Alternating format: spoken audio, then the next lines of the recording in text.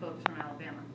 And so we met there and decided we can't just elect the next president. We have to say what we believe. We have to bring our forces to the forefront. We have to come together and keep fighting for what we need and what we believe in. So we called it the People's First 100 Days, and we started it the day after the national election.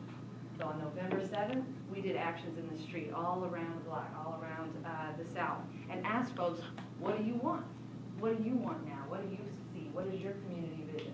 We did that again on MLK Day and tried to connect a lot of Martin Luther King's vision back to Southern freedom movements, back to the movements that he was a part of that had the legacy in the ground that's here in Alabama and across the South.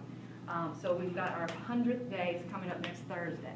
So we actually came up to Atlanta, to Dothan from Atlanta really just to start doing some planning for the actions that TOPS is going to do next week in Dothan. So y'all are totally welcome to come out to that, and y'all can keep in touch with Glasgow to find out what's going to happen. But on the 14th, February 14th, which is Valentine's Day, we're going to kind of flip it a little bit and say, instead of it being just about romance and love and marriage, let's make it about the big love. Let's make it about community love. Let's make it about our commitment to loving each other, but really fighting for each other, because we know we can't just, it's not just simple as that. You don't, when you fall in love with somebody, it's not all that pretty all the time.